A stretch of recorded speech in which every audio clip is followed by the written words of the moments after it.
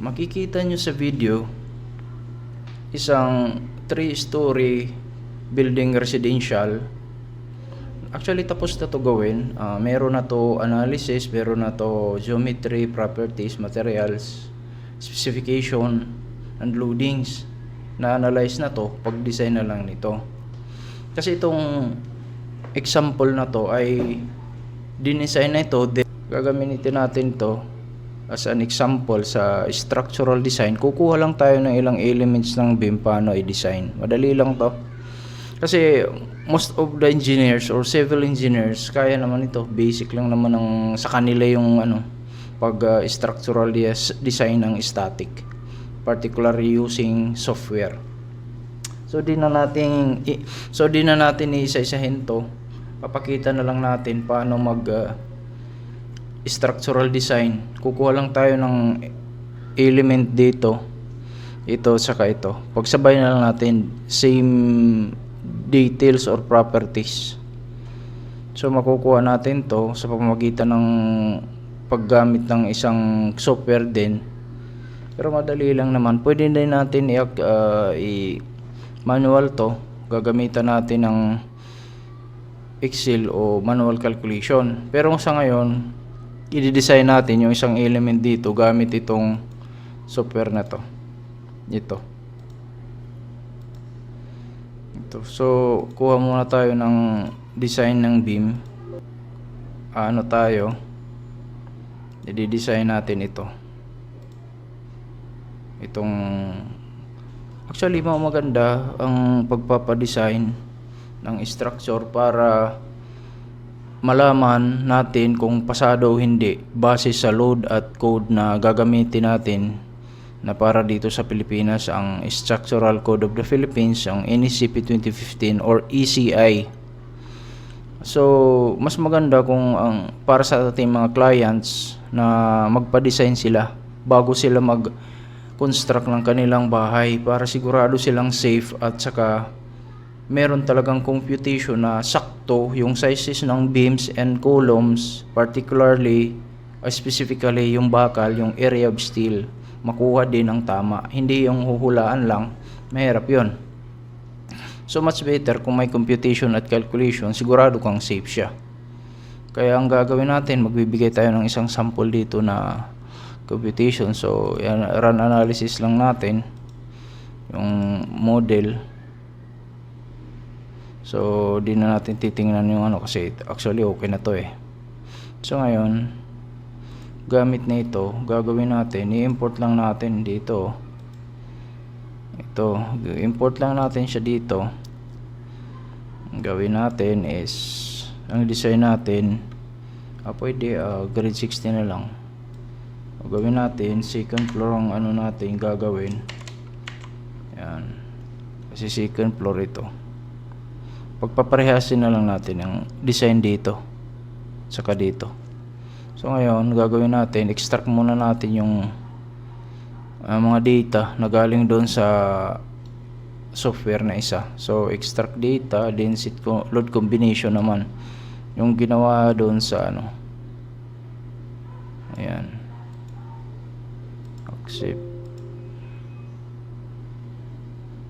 combination.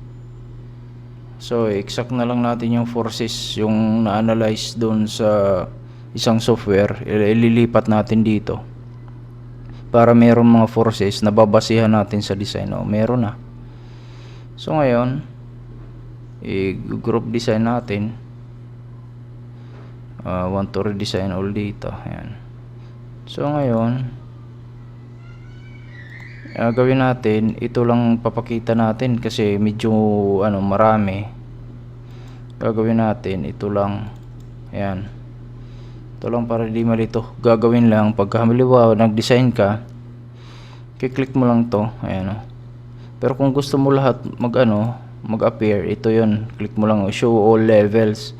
Pero kung ito lang gusto mo, ayan, ito para separate, hindi magulo.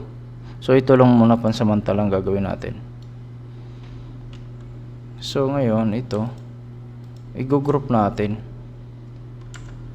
I-group natin siya. So merge beam para mag-isa siya. O yan, kasi putol eh. So ito na rin, ano na lang natin, i-merge na rin natin. Para hindi siya putol, tulad nito, putol. Ayan, putol to.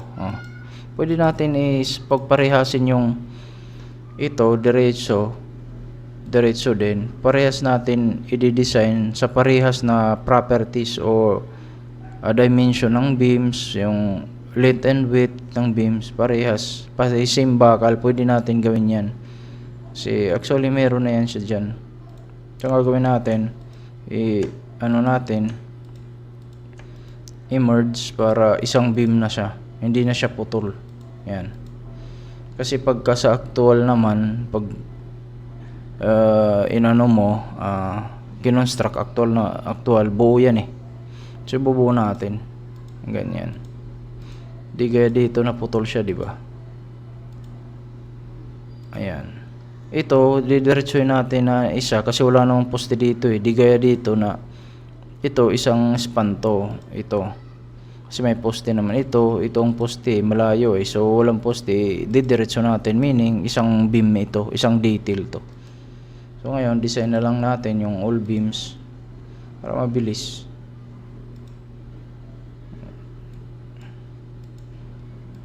Ayan, meron na yan. May design na yan. Ayan. Ang design na. Mabilis. Ayan o. So, i-ano natin. Isang design natin kasi more or less parehas lang yan o. Kasi ipinarehas natin yung design niya. Pare-parehas ang detalye niyan. So, isa na lang ang i-transfer natin doon sa computations. Click mo lang to dito. Ito na ang result. Meron na tayong result sa design base sa analysis galing sa software. So ito, we have summary calculations for the flexural reinforcement. Top moment, ito ang lumabas. Saka bottom moment ito. Design of stirrups also for combined shear and torsion reinforcement. Kompleto yan dito. Checking for cracking with and long-term deflection. Pero yan, break down yan dito. 6 dimension limits, itong detailed calculation, break down yung kanina. Yan, talagang ito ang pinakadetalyado. Design flexural reinforcement, top moment, left side, mid span, right side. Yan, kompleto yan. Ganon din naman yung bottom moment sa left side, mid span, right side, may kompleto siya. Tapos dito naman sa determine shear strength provided by concrete, yung shear strength, summary shear and torsion. Ito, calculated siya. Ayan, base sa NSCP, yung mga sections nakalagay.